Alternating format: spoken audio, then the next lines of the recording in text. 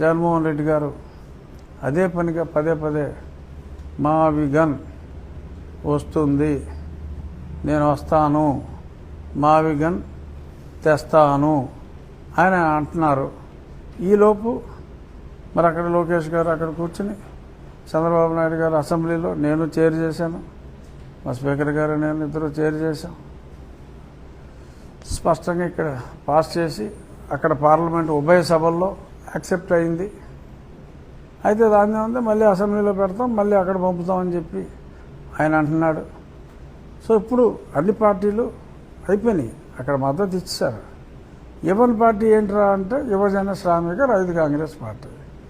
ఈ యూస్రా రై పార్టీ దాన్ని ఆమోదించాలి అని అంటే అక్కడ సరే ఇక్కడే రాదు, ఎలాగో అది వేరే విషయం.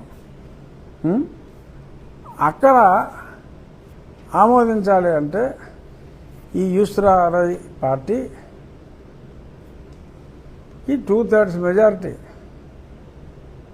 అంటే అంత దగ్గర దగ్గర 300 చిల్లర సీట్లు, 50% కూడా కాదు. అప్పుడు 800లో 860లో కనీసం 470 500 చిల్లర రావాలి.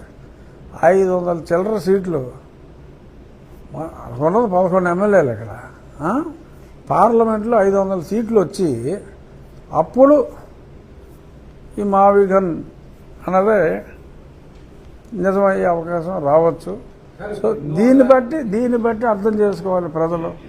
జగన్మోహన్ రెడ్డి గారికి ఈ సబ్ రీజనల్ పార్టీకి తెలంగాణలో కూడా ఒక కౌన్సిలరు లేకుండా ఓన్లీ ఆంధ్ర రాష్ట్రంలో ఉన్న ఈ సబ్ రీజనల్ పార్టీకి, రీజనల్ పార్టీ కూడా కాదు సబ్ రీజనల్ పార్టీకి భారతదేశ స్థాయిలో, ఎందుకంటే ఇప్పుడు ఈ పార్టీలన్నీ సపోర్ట్ చేసినాయి కదా, ఈ మళ్ళీ ఏమి ఇంకో రకంగా స్థానం మార్చరు.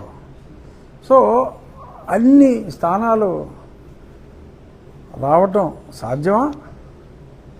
సరే ఆయన ఈ సంవత్సరం కాక వచ్చే సంవత్సరం ఎండింగ్కి ఆయన పాదయాత్ర చేసి రోజుకొక సినిమా చూపిస్తారంట.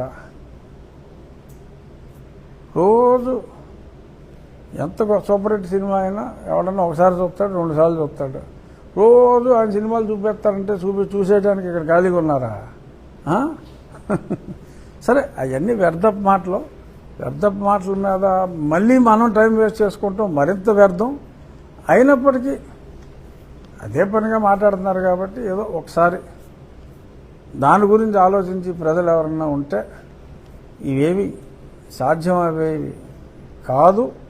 ఎందుకంటే ఆ తీర్మానం మా అసెంబ్లీలో పెట్టాం కనుక ఇది ఒక రకంగా రాజకీయానికి దగ్గరగా ఉన్నప్పటికీ నేను మాట్లాడకూడదు అని అనుకున్నప్పటికీ మా అసెంబ్లీలో ప్రవేశపెట్టిన తీర్మానం కనుక రాజ్యాంగబద్ధంగా అక్కడ పార్లమెంట్ అనుమతి కూడా 2 పార్లమెంట్లో తీసుకున్నారు కనుక కొంత మాట్లాడవలసిన బాధ్యత నా మీద ఉంది కనుక నేను దీని గురించి మాట్లాడాను. నాన్నగారు ఏదో చెప్తున్నారు. రాష్ట్రపతి దీన్ని ఆమోదించిన తర్వాత మళ్ళీ దీన్ని అమైండ్ చేయడానికి అవకాశం ఉంటుంది యాజ్ ఎ మాజీ పార్లమెంటరీయన్ కదా, మీ అనుభవాలు కాదు మళ్ళీ పార్లమెంటులో మళ్ళీ బిల్లు పెడితే రాజ్యాంగాన్నే 107 సార్లు మార్చారు. కానీ ఇక్కడ అది జరగదు. ఎందుకు అంటే ఒప్పుకొని ఒకే ఒక్క పార్టీకి అంత మెజారిటీ వచ్చి వీళ్ళు మూర్ఖంగా మాట్లాడితే అప్పుడు ఏమవుతుందో చూడాలి. సో మీరు జగన్మోహన్ రెడ్డి గారు పార్టీకి రేపు ఆంధ్రప్రదేశ్లో సినిమా చూపెట్టిన తర్వాత మరి అన్ని భాషలు బయట ఊర్లకు వెళ్ళి ఓ హిందీయో బీహారీయో భోజ్పురియో ఇవన్నీ మరి ఆయన మాట్లాడేసి వాళ్ళందరినీ కన్విన్స్ చేసేసి ఇక్కడ బావిగాని పెడతాను, నాకు బీహార్లో ఓటేయండిరా, బెంగాల్లో ఓటేయండిరా, బావిగాని మార్చాలని చెప్పి అడిగితే ఓటేసేది ఎవడో. సో అంచేత ఊహాతీతమైన ఈ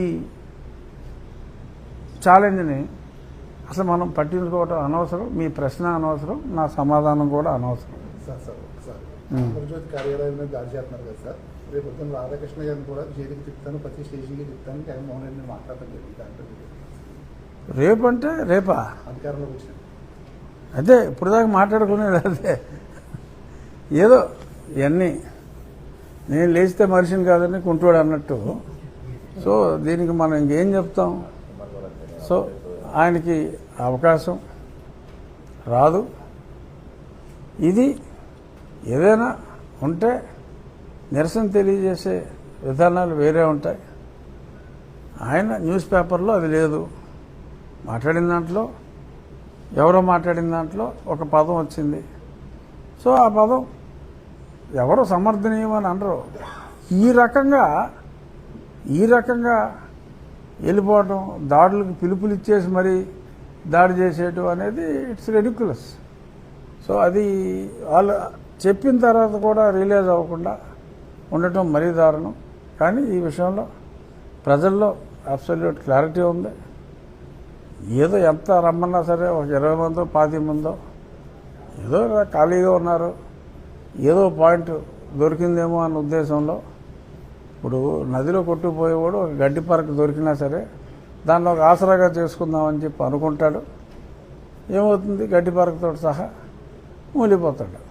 సో అంతకుమించి జరిగేది ఏమీ లేదు. సో ఈ విషయంలో నేను ఆల్రెడీ మొన్న ప్రెస్ స్టేట్మెంట్ కూడా ఇవ్వటం జరిగింది. నిరసన తెలియజేయాలి అంటే దానికి వేరియస్ రూట్స్ ఉన్నాయి. ఈ రకంగా దాడులు చేయటం అనేది నిరసనలో ఒక భాగం అని గతంలో కూడా భావించి తెలుగుదేశం పార్టీ ఆఫీసుల మీద కూడా దాడి చేసినందువల్ల వైనాట్ ఆ నెంబరల్లా అది. సో అంచేత ఇప్పటికైనా వారి మార్గం ఆ పంద మార్చుకొని మరి గాంధేయ మార్గంలోకి రావాలి అని చెప్పి కోరుకోవడంలో తప్పులేదు. ముఖ్యంగా ఈరోజు మన సమావేశం ఏర్పాటు చేసుకోవడానికి 2-3 కారణాలు ఉన్నాయి. ఒక కారణం టెంపుల్ ప్రోగ్రెస్. ఏదో చిన్న ఛానల్స్ అన్నీ కూడా వారి ఎఫినిటీని బట్టి ఏదో రకరకాలుగా మాట్లాడుతున్నారు. సో అది కొంత అంటే మాట్లాడే వారికి క్లారిఫికేషన్. ఎందుకంటే అవి పెద్దగా చూసేవారు ఎవరు లేరు. ఆ ఛానల్స్ అన్నీ 3000, 5000 అలాగే ఉన్నాయి వ్యూస్. అయినప్పటికీ ఆ ఛానల్స్ వాళ్ళకి కూడా కొంత చెప్పవలసిన బాధ్యత. అంటే వారు తెలిసి మాట్లాడితే దానికి ఎవడో ఏం చేయలేడు. ఒకవేళ తెలియక మాట్లాడితే కొన్ని కరెక్షన్స్ వారికి చెప్దామని, ఈ దేవాలయం ప్రోగ్రెస్ చెప్దామని, అలాగే ఏ రిజర్వేషన్ అంశం అయితే ఇప్పుడు మాట్లాడితే నన్ను కొద్దిమంది జనం తిట్టిపోస్తున్నారో, సో దానికి సంబంధించిన గత బ్యాక్గ్రౌండ్ కూడా 1936లో ఏమైంది, 1932లో ఏమైంది, ఇటువంటి విషయాలన్నీ కూడా కొంచెం డీటెయిల్డ్గానే చెప్పాల్సి వస్తుంది. ఇదొక హిస్టరీ పాఠంలాగా కూడా ఉండొచ్చేమో, కొంచెం ఎలాబొరేట్గానే ఉంటుంది. ముందుగా మన దేవాలయం గురించి చెప్పాలి. సో దానికి గతంలో సూచించినట్టుగా ఏ రాయి అయితే మనకి సూట్ అవుతుందో అది 2 కంపెనీల వారితో సంప్రదిస్తున్నాం. వారు కూడా మార్కెట్లో ఈరోజు ఉన్న రేటు కన్నా రీజనబుల్గానే, గుడి కార్యక్రమం కాబట్టి కొంత డిస్కౌంట్ కూడా ఇచ్చే అవకాశం ఉంది. అది సోమవారం నాడు మేము దానికి అడ్వాన్స్ ఇచ్చి ఆ రాళ్ళన్నీ కూడా మ్యానుఫ్యాక్చరింగ్ ఒక మంచి సైజు ప్రకారం స్టార్ట్ అవుతుంది. కొన్ని మంచి శిల్పచతురత ఉట్టిపడేవి అవి ప్రత్యేకంగా వేరే చోట వేరే శిల్పుల ద్వారా అవి కూడా చేయబడతాయి. గతంలో చూచాక చెప్పాను. సోమవారం నాడు వారికి అడ్వాన్స్ పే చేయటం, 3 నెలల కాలంలో 3 నుంచి 3.5 నెలల కాలంలో అవి రెడీ అవుతాయి. పండితులు ముహూర్తం కూడా త్వరలో మే మాసంలో ఖరారు చేస్తారు శంకుస్థాపనకి. సో మేలో ప్రారంభించి ఒకవేళ ప్రారంభం ఓ 15 రోజులు ఆలస్యమైనా అది ఎండింగ్ డేట్కి ఎటువంటి ఇబ్బంది కలుగజేయదు.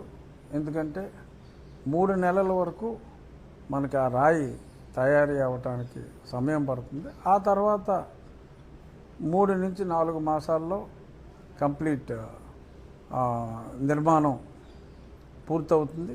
ఈలోపు దేని చేస్తాం.